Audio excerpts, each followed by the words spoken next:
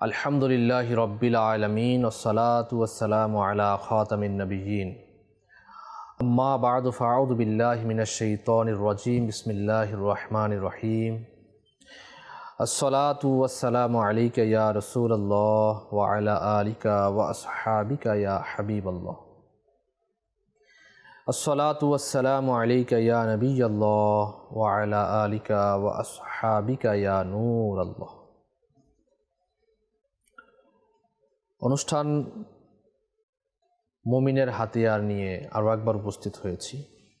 দূরে এবং কাছে, দেশ এবং প্রবাসে যারাই দেখতে পাচ্ছেন সকলকে জানাই অনুষ্ঠানে স্বাগত।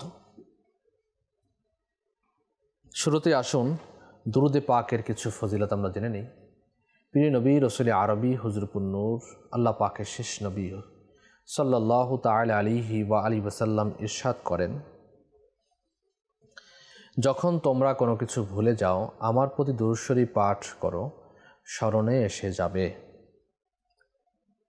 অপর এক হাদিসে পাকের মধ্যে আসছে, রসুল পাক সাল্লাল্লাহু আলাইহি ওয়াসাল্লাম ইরশাদ করেন, যে ব্যক্তি আমার উপর জুমাতুল মুবারাকার দিন ৮০ বার দুরূদ শরীফ পাঠ করবে তার ৮০ বছরের গুনাহ ক্ষমা হয়ে যাবে। সাল্লু আলাল হাবিব সাল্লাল্লাহু তাআলা আলা মুহাম্মদ সাল্লাল্লাহু তাআলা আলাইহি ওয়া আলিহি ওয়াসাল্লাম। মুমিনের হাতিয়ার অনুষ্ঠানের মধ্যে আমরা ধারাবাহিকভাবে দোয়া সম্পর্কিত কিছু বয়ান শুনছিলাম। গত পর্বে আমরা ইসমে আজম, মহান বাক্য এবং গ্রহণযোগ্য কালাম সম্পর্কে আলোচনা করছিলাম। আজকেরও এ নিয়ে আমরা আলোচনা করব। হযরত আল্লামা মাওলানা নকি আলী খান আলাইহি রহমাতুর রহমান তিনি ৯টি ইসমে আজমের কথা তার কিতাবে উল্লেখ করেছেন। পাশাপাশি এই কিতাবের শরহ এর মধ্যে ইমামে আহলে সুন্নাত চতুর্দশ শতাব্দীর মুজাদ্দিদ আলা হজরত ইমাম আহমদ রাজা খান রহমতুল্লাহি তাআলা আলাইহি 11টি ইসমে আজমের কথা উল্লেখ করেছেন। আমরা ধারাবাহিকভাবে আলোচনা শুনছিলাম। আজকের ইনশাআল্লাহুল করিম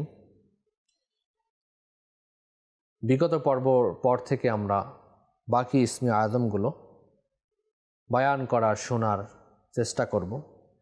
আমরা নিয়ত করে নিই ইনশাআল্লাহুল করিম আল্লাহ পাকের সন্তুষ্টি অর্জন এবং সওয়াব অর্জনের নিয়তে শুরু থেকে শেষ পর্যন্ত অনুষ্ঠান মুমিনের হাতিয়ার দেখব।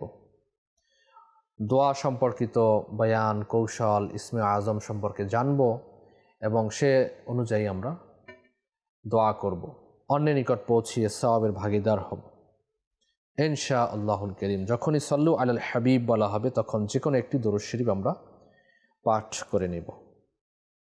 তিরমিজি আস-সুনান কিতাবুদ দাওয়াত ৫ম খণ্ড ২৯১ পৃষ্ঠার মধ্যে হাদিস শরীফ নকল হয়েছে। হাদিস শরীফ বর্ণিত আছে যে এই দুটি আয়াতে ইসমে আজম রয়েছে। কোন দুটি আয়াত? আয়াত দুটি হচ্ছে, ওয়া ইলাহুকুম ইলাহু ওয়াহিদ লা ইলাহা ইল্লা হুয়া রহমানুর রহিম আলিফ লাম মিম আল্লাহু লা ইলাহা ইল্লা হুয়াল হাইয়ুল কাইয়্যুম। এই দুই আয়াতে কারিমার মধ্যে ইসমে আজম রয়েছে। সৈয়দা আসমা বিনতে ইয়াজিদ রাদিয়াল্লাহু তাআলা আনহুর বরাতে ইবনে আবি শায়বা, আবু দাউদ, তিরমিজি এবং ইবনে মাজাহ রাহমাতুল্লাহি আলাইহিম আজমাইন এই হাদিস শরীফ বর্ণনা করেছেন।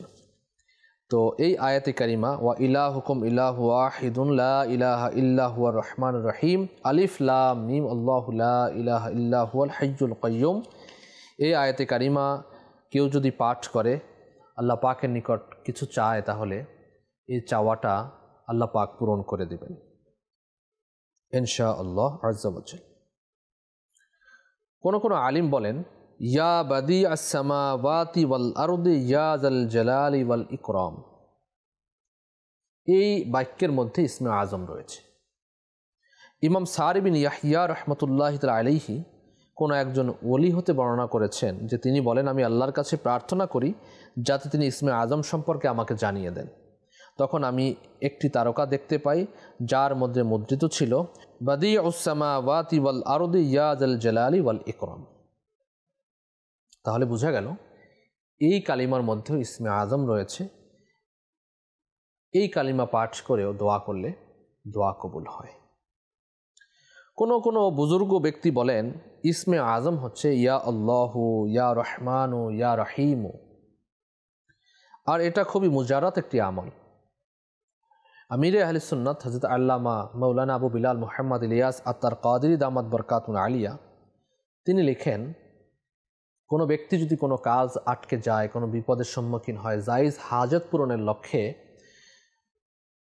মামলা মোকদ্দমায় ফেসে আছে, বিদেশ যাওয়া হচ্ছে না, অভাব অনটন রয়েছে, অর্থাৎ কোনো কাজই হচ্ছে না, একেবারে জনশীর্ণ হয়ে পড়েছে, পেরেশানগ্রস্ত, অভাবগ্রস্ত, তো তিনি যেন জুমআতুল মোবারাকার দিন আসরের নামাজ আদায় করে মসজিদেই বসে থাকেন এবং মহিলারা ঘরের মুসল্লাতেই বসে থাকবে, অর্থাৎ জায়নামাজে বসে বসে কিবলামুখী হয়ে ইয়া আল্লাহু ইয়া রহমানু ইয়া রহিমু, ইয়া আল্লাহু ইয়া রহমানু ইয়া রহিমু, ইয়া আল্লাহু ইয়া রহমানু ইয়া রহিমু পাঠ করতে থাকবে, পাঠ করতে থাকবে, পাঠ করতে থাকবে।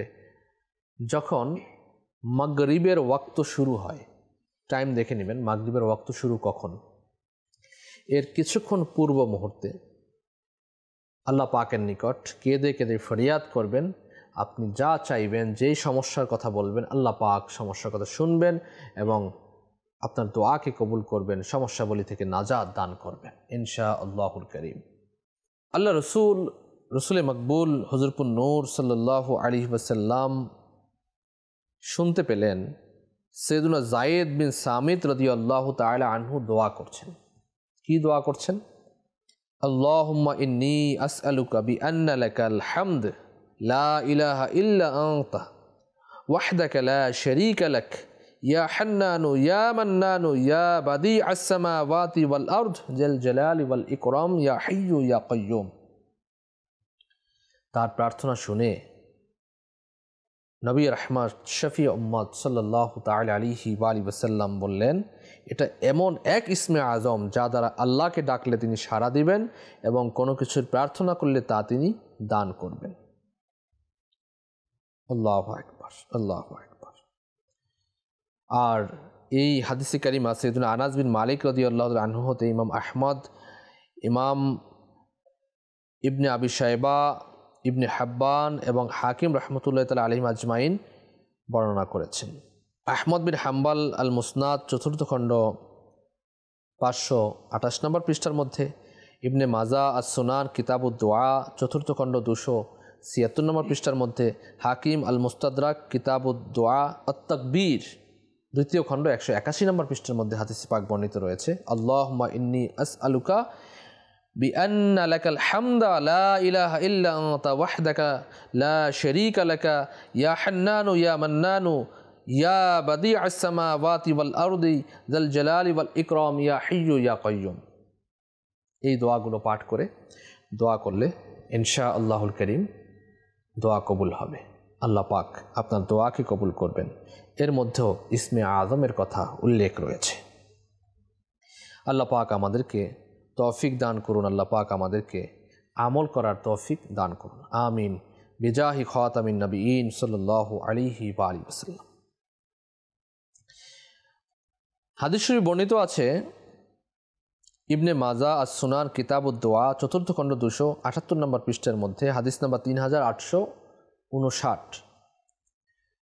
একদিন সৈয়দা আয়েশা সিদ্দিকা রাদিয়াল্লাহু তাআলা আনহা এই বলে দোয়া করছিলেন, আল্লাহুম্মা ইন্নী আদউকা আল্লাহ ওয়া আদউকা রহমান ওয়া আদউকাল বাররার রহিম ওয়া আদউকা বিআসমাইকাল হুসনা কুল্লিহা মা আলিমতু মিনহা ওয়া মা লাম আ'লাম আন তাগফির লি ওয়া তারহামনি। হাবিবে রব্বে করিম রাহমাতুল লিল আলামিন শফিউল মুজনিমিন হুজুর সাল্লাল্লাহু আলাইহি ওয়াসাল্লাম যখন এই দোয়া শুনলেন, ইরশাদ করলেন এর মধ্যে ইসমে আজম রয়েছে। সুবহানাল্লাহ, সুবহানাল্লাহ, সুবহানাল্লাহ। ইবনে মাজাহ শরীফের হাদিস, এবং সৈয়দা আয়েশা সিদ্দিকা রাদিয়াল্লাহু তাআলা আনহা এভাবে দোয়া করছিলেন। তো এটাও কি দোয়া কবুলিয়তের একটা মাধ্যম, দোয়া কবুল হতে পারে, এটা নিয়েও আমরা দোয়া করতে পারি। হাকিম আল মুস্তাদরাক কিতাব দোয়া তাকবীর দ্বিতীয় খণ্ড 182 নম্বর হাদিস নাম্বার 1903 মধ্যে আসছে, সৈয়দুনা আবু দারদা রাদিয়াল্লাহু তাআলা আনহু ও সৈয়দুনা ইবনে আব্বাস রাদিয়াল্লাহু তাআলা আনহুম বলেন, ইসমে আজম হচ্ছে রব্বি রব্বি। আল্লাহ পাকের শেষ নবী হুজুরপুর নূর সাল্লাল্লাহু আলাইহি ওয়াসাল্লাম বলেন, কোনো বান্দা যখন ইয়া রব্বি ইয়া রব্বি ইয়া রব্বি ইয়া রব্বি ইয়া রব্বি, তখন আল্লাহ বলেন লব্বাইক লব্বাইক, হে বান্দা তুমি প্রার্থনা করো, তা কবুল করা হবে। সুবহানাল্লাহি ওয়া বিহামদিহি, আল্লাহু আকবার। সৈয়দা আয়েশা সিদ্দিকা রাদিয়াল্লাহু তাআলা আনহার বরাতে ইবনে আবিদ দুনিয়া কর্তৃক বর্ণিত মুনজির আত-তারগীব ওয়া তারহিব কিতাবুজ যিকরি ওয়াদ দুআ দ্বিতীয় খণ্ড 320 নম্বর পৃষ্ঠার মধ্যে এসেছে হাদিস নম্বর 11। সৈয়দুনা ইমাম জাইনুল আবিদিন স্বপ্নে দেখেন ইসমে আজম হচ্ছে আল্লাহ আল্লাহ আল্লাহুল্লাযী লা ইলাহা ইল্লা হুয়া রব্বিল আরশিল আযীম। আসকালানি ফাথুল বারি কিতাবুদ দাওয়াত 11 খণ্ড 189 পৃষ্ঠার মধ্যে এটি বর্ণিত রয়েছে। সৈয়দুনা আবু উমামা আল বাহিলি রাদিয়াল্লাহু তাআলা আনহুর এক ছাত্র হযরত কাসিম বিন আব্দুর রহমান শামী রাহমাতুল্লাহ আলাইহি বলেছেন যে আল হাইয়্যু আল কাইয়্যুম হচ্ছে ইসমে আজম। এটাও সৈয়দা হযরত আয়েশা সিদ্দিকা রাদিয়াল্লাহু তাআলা আনহুর বরাতে ইবনে আবিদ দুনিয়া কর্তৃক বর্ণিত মুনজিরি আত-তারগীব ওয়া তারহিব কিতাবুজ যিকরি ওয়াদ দুআ দ্বিতীয় খণ্ড 320 নম্বর পৃষ্ঠার মধ্যে এটা উল্লেখ রয়েছে। হিসনুল হাসিন পৃষ্ঠা 33 এর মধ্যেও রয়েছে। আসকালানি ফাথুল বারি কিতাবুদ দাওয়াত 11 খণ্ড 189 পৃষ্ঠার মধ্যে রয়েছে।